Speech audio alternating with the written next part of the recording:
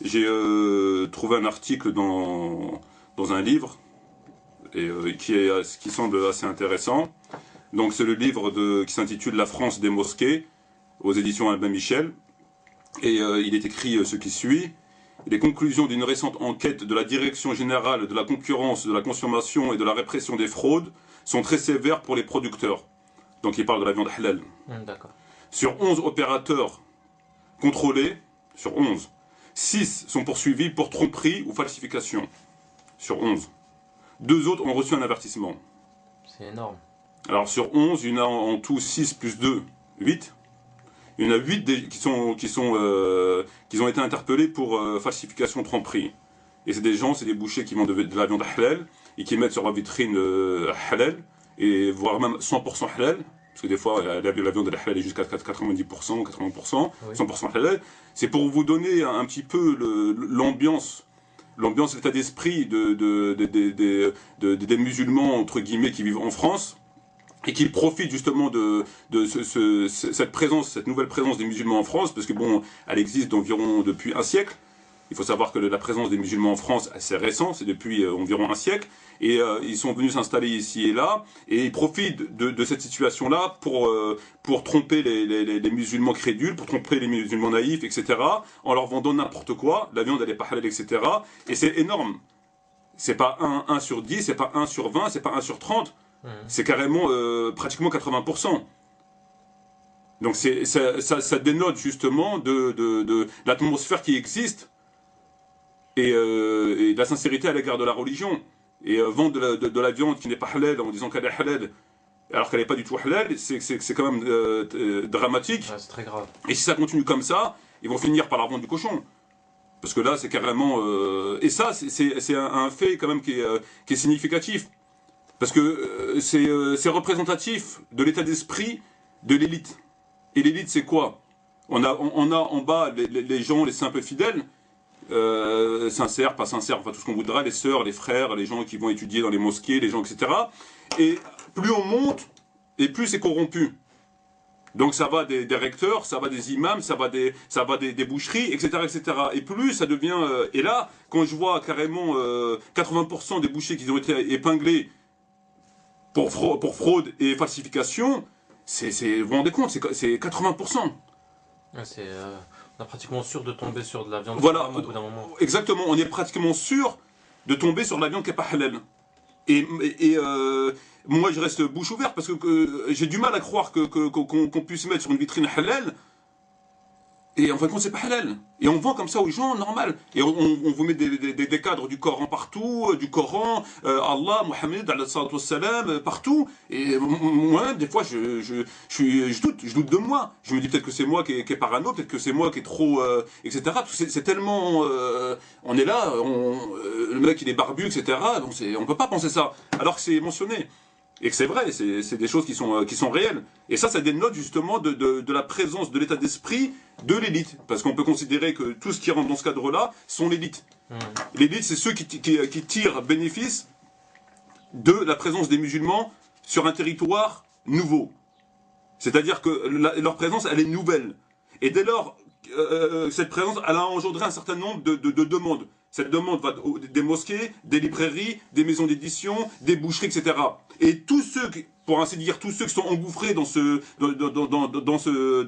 business, ils ont tous failli pratiquement à leurs obligations. Parce que c'est toujours, ils sont confrontés à un système économique qui n'est pas un système islamique. Et donc, on peut pas le faire, on peut pas l'harmoniser avec la morale et avec les lois de l'islam. Donc, il y a un moment où il faut faire un choix. Donc, le boucher, lui, par exemple, la viande elle est trop chère, donc il choisit entre vendre de la viande trop chère et donc ne pas vendre de viande, ou alors vendre de la viande pas halal, donc il vendra de la viande pas halal. L'éditeur, il est confronté à vendre des livres authentiques, c'est-à-dire qui disent tout simplement la vérité en citant Bukhari ou Muslim, hein, il n'y a pas besoin d'entrer dans les commentaires, ou même des versets coraniques. Mais là, s'il le fait, il est confronté non pas à la loi française, parce que la loi française n'interdit pas, dès lors qu'on n'appelle pas à la violence et à la haine raciale, il n'y a pas de problème. Mais il est confronté à une espèce d'antise, d'être interpellé, d'être, etc. Donc, le simple fait que sur sa tête, il y a une espèce de crainte, au minima, hein, c'est pas la crainte, mais à partir de là, hop, qu'est-ce qu'il fait? Tous les livres qui sont authentiques et qui parlent de l'islam tel qu'il est, tel qu'il a été révélé au prophète et tel qu'il a toujours existé, avec ceux qui l'ont appliqué à la lettre, ah ben, on l'écarte et on met un islam falsifié. C'est-à-dire qu'on va dire telle chose, mais telle chose on va pas la dire, etc. Donc les bouchers ça va être ça, les éditeurs ça va être ça, les libraires c'est la même chose. Il va mettre un livre je sais pas moi, qui va citer quelques vertus de Ben Laden, parce que bon, Ben Laden, en dépit de ce qu'on lui met sur la tête, etc., c'est quand même pas le monstre. Contrairement à ce que certains disent, comme la représentante de l'islam marocain, Nadia Samir, ou Nadia, je m'en souviens plus, Nadia, je m'en souviens plus son nom là, Yassine, Nadia Yassine, elle a dit que Ben Laden c'était le héros de l'apocalypse. Carrément. Ouais, carrément, le héros de l'apocalypse. Le héros de l'apocalypse. Ouais. C'est-à-dire, c'est le diable en personne. Alors qu'on ne sait même pas qui est Ben Laden, on ne sait pas qu'est-ce qu'il a fait Ben Laden. Réellement, qui connaît Ben Laden? On ne sait pas. On lui attribue des faits, on lui attribue, mais on ne sait pas. Il n'y a pas de vraie preuve à l'appui, quoi. Y a pas de... mais on sort un petit peu du débat, mais c'est très important. Pour moi, c'est très important de le dire. Quand bien même il y aurait des preuves à l'appui, quand bien même il y aurait des preuves à l'appui que Ben Laden est le principal concerné, le principal coupable des attentats du 11 septembre, quand bien même. Depuis quand un musulman, peu importe la tendance, peu importe à l'école à laquelle il adhère, peu importe, depuis quand un musulman critique un autre musulman face aux caméras des infidèles? C'est du jamais vu. Est-ce qu'un jour on a vu le prophète ou un compagnon digne de ce titre critiquer un autre compagnon chez les idolâtres de tel ou tel endroit, en disant oui, tiens, Khalid Moualid, il a tué un idolâtre, mais je condamne sévèrement cet acte, c'est pas normal. Jamais. C'est une affaire entre musulmans. Si moi je suis pas d'accord avec Ben Laden ou si je suis pas d'accord avec quelqu'un, c'est une affaire entre nous. Ça nous concerne. Donc vous voyez, donc la démarche qui consiste à aller insulter, parce que c'était des insultes, traiter Ben Laden d'héros de l'apocalypse, c'est une grave insulte. Et face à des caméras américaines, françaises, qui sont des gens qui sont les ennemis de Dieu, le mécréant est l'ennemi de Dieu, qu'on le veuille ou pas. C'est mentionné dans le Coran.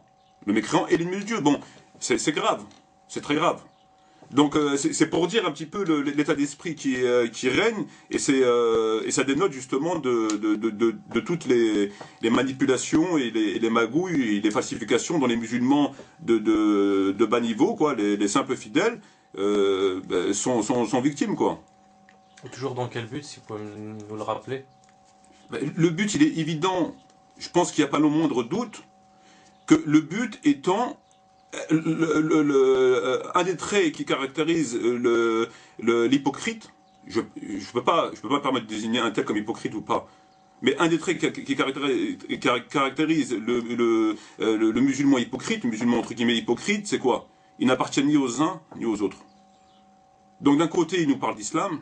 Le prophète, il a dit, le prophète, il a fait, etc., etc. Ils sont là à écrire, à parler. Et de l'autre côté, ils tiennent des discours et des propos qui sont un désaveu à l'égard de Dieu. C'est-à-dire c'est le contraire de ce qu'on trouve dans le Coran et c'est le contraire de ce qu'on trouve dans la parole prophétique. Donc dès lors que la personne tient des propos qui sont radicalement contraires à la parole de Dieu et en connaissance de cause, ou à celle du prophète, ça rentre dans le cadre de l'apostasie. Parce qu'on se permet de contredire ouvertement ce que Dieu dit, ouvertement. Si la personne le fait par ignorance, c'est une chose, etc. Donc le but de ça, c'est uniquement de faire de la complaisance à l'égard des anciens ennemis devenus amis très chers, les mécréants. Donc si ce terme ne me plaît pas, j'y suis pour rien. Un mécréant, c'est quelqu'un qui ne croit pas. Dieu les a appelés mécréants, je ne vais pas les appeler autrement que les mécréants. Et le but, c'est ça. Il faut bien savoir que, à partir du moment où quelqu'un est mis en avant au devant de la scène, télévisée, radio, etc., c'est qu'il a fait un compromis. Il est évident que jamais un infidèle, quelqu'un qui ne croit pas, fera la promotion de l'islam authentique. Ça me semble évident. Donc, dans la mesure où il le fait, c'est qu'il fait la promotion d'un autre islam. Et un islam qui les arrange bien. Puisqu'on sait que l'État a horreur du vide. On ne peut pas se permettre de laisser 1, 2, 3, 5 millions de musulmans errer comme ça dans la nature. C'est trop dangereux, donc on est contraint de les encadrer et donc de les canaliser. Donc à partir de là, c'est pour ça, tout simplement. C'est uniquement et c'est pour ça qu'on trouve des propos complètement hérétiques, etc., déplacés.